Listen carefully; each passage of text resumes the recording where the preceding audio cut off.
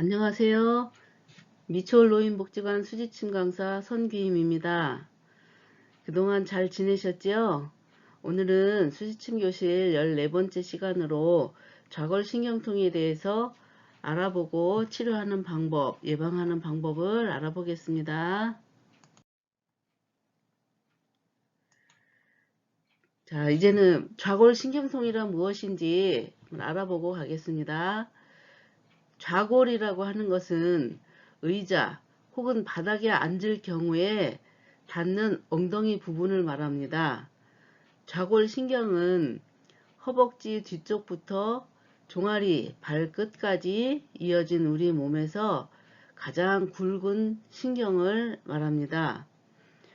이런 좌골신경이 손상되거나 압박되어 염증이 발생하면 허벅지 통증부터 다리 저림 등 극심한 통증이 발생하게 되는 증상을 좌골신경통이라고 합니다.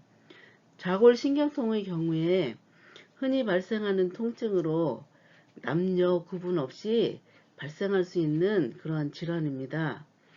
좌골신경이 분포되어 있는 다리에 주로 통증이 발생하기 때문에 보행에 문제가 발생하는 경우가 많이 있다고 합니다. 그러면 좌골신경통의 원인이 무엇인지 한번 살펴보겠습니다. 척추 질환과 관련되어 발생하게 되는 경우가 많이 있습니다.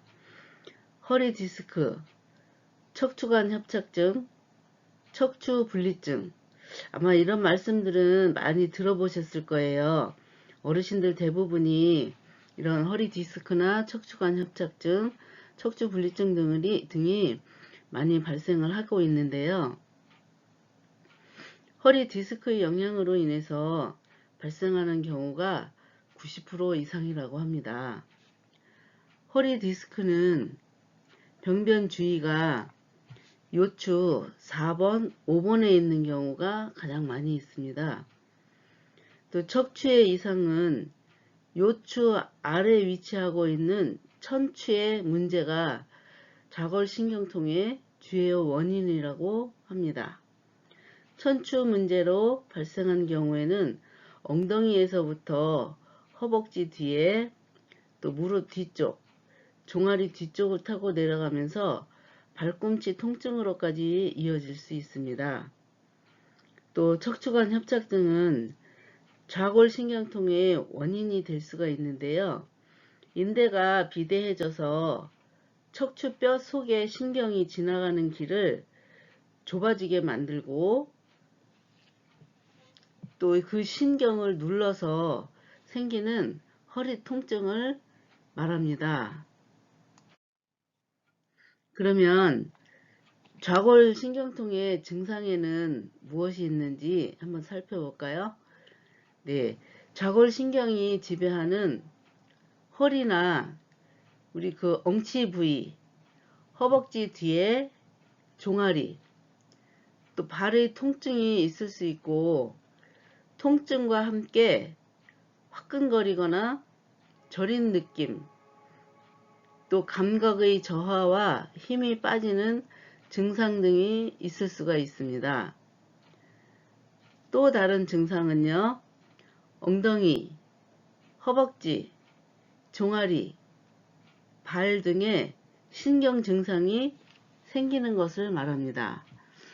또 다리 저림, 또 뒷다리 땡김, 또 통증도 있을 수 있고요. 통증은 뻐근하게 아프고 쏘는 듯한 느낌으로 발생이 되며 내려가면서 뒤 허벅지부터 발꿈치까지 내려가면서 저리거나 화끈거리는 느낌이 납니다.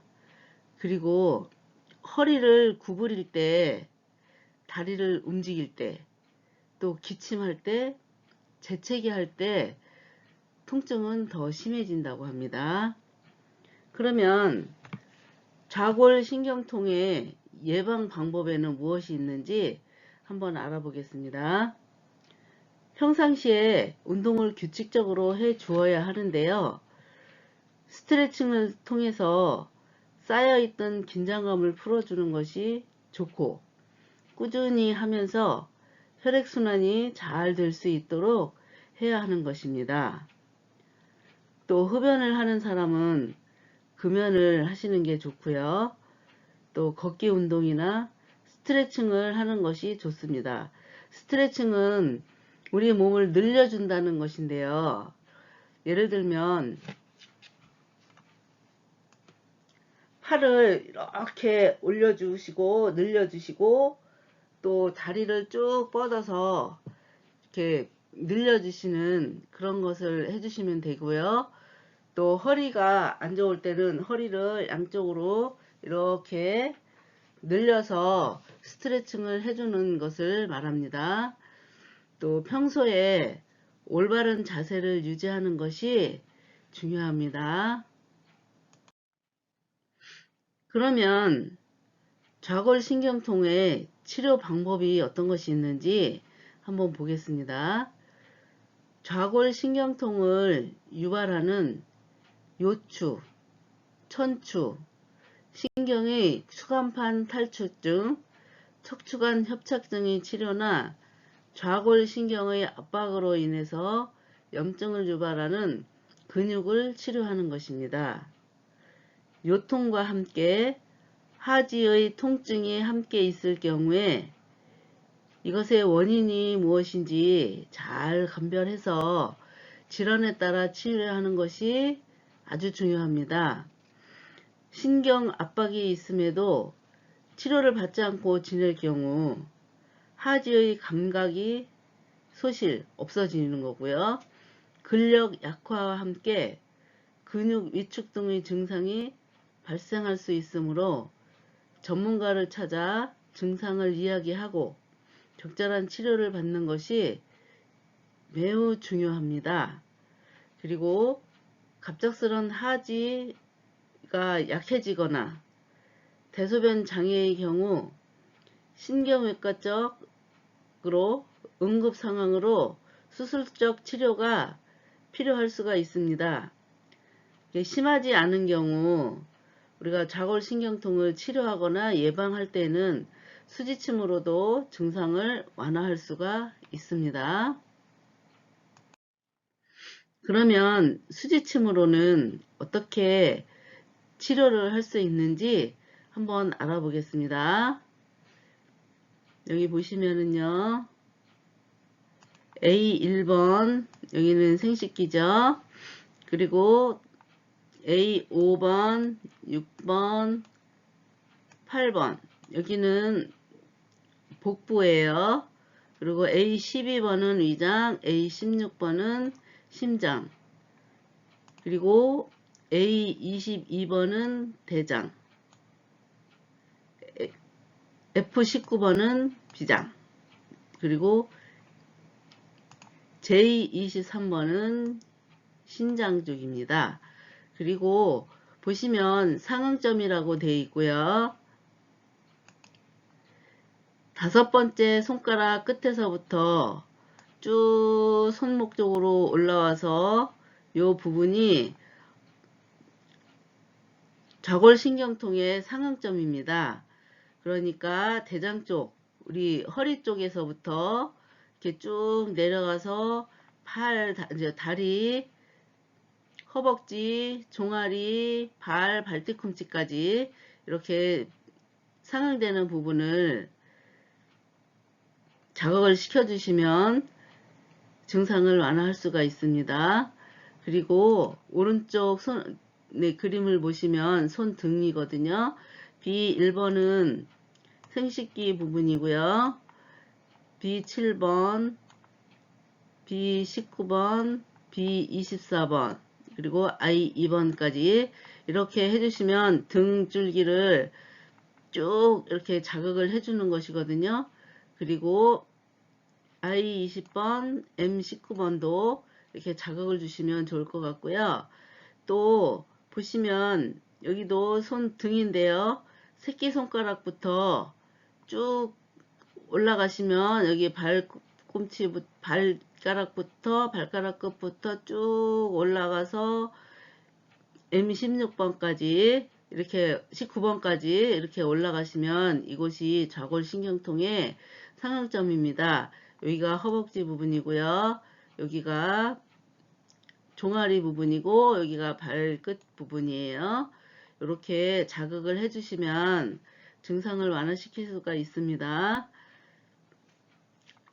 잘 아시겠죠? 네. 이렇게 지압봉을 가지고 계시면 이렇게 손가락 끝에 다섯 번째 손가락 끝에 이렇게 자극을 주실 때는 지압봉을 가지고 이렇게 쭉 자극을 해주시면 증상을 완화시킬 수가 있으세요. 그리고 심한 증상이 나타날 때는 치료를 받으시는 게 현명하신 거 아시죠? 네, 오늘은 좌골신경통에 대해서 알아봤습니다. 이 좌골신경통은 어르신들이 아마 많이 가지고 계실 거예요. 그렇지만 오늘 배운 것처럼 이렇게 다섯 번째 손가락 앞뒤로 상응점이 있으니까 그곳을 자극을 해주시고 손바닥과 손등도 함께 자극을 해주시면 증상을 완화시킬 수가 있고요. 증상이 아주 심하지 않을 경우에는 많이 증상이 없어지니까 치료를 할 수가 있으니까 이렇게 해주시면 좋을 것 같습니다. 네, 오늘도 좌골신경통에 대해서 이렇게 알아봤습니다. 스트레칭을 많이 해주시고 마음을 편안하게 내려놓으시고 그렇게 생활을 하시다 보면 신경통이 덜 생길 수 있다고 하니 어르신들 마음 편안하게 또 한 주간 지내시기 바랍니다. 전 수지침 강사 선귀임이었습니다. 다음 시간에 뵙겠습니다. 감사합니다.